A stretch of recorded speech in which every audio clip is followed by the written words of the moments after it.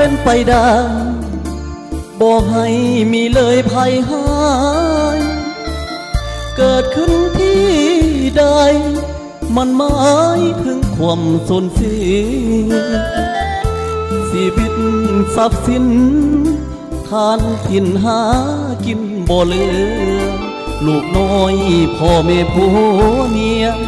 สูญเสียพัดพากสูญหาย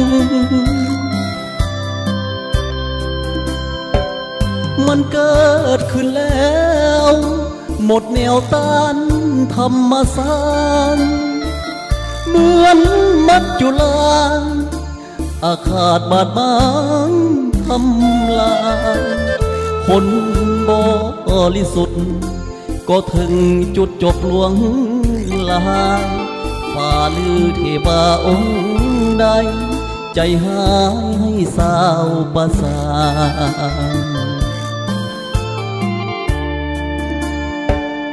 ขอส่งดวงใจดวงนี้ไปขอแบ่งเบาความทุกข์ความเศร้าเฮาขอแบ่งเบาเถิดนาขอเป็นคนหนึ่งที่เพิ่งคอยเสร็จน้ำตานำใจหลั่งไหลลงมาอาสาช่วยเหลือกู้ภัย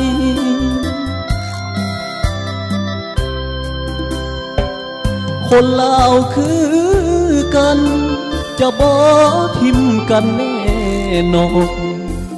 ถึงยามทุกค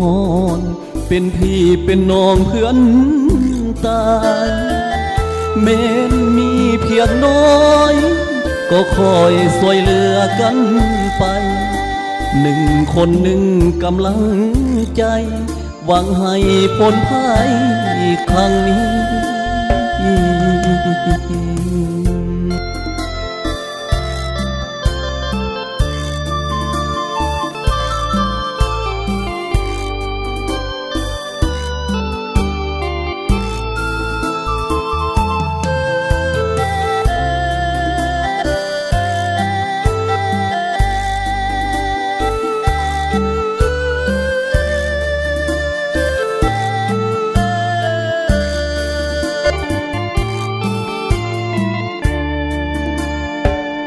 ขอส่งดวงใจ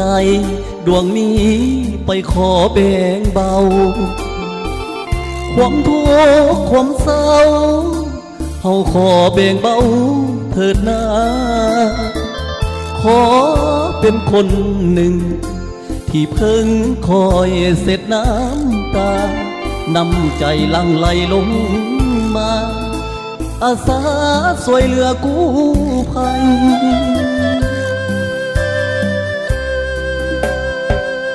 คนลาวคือ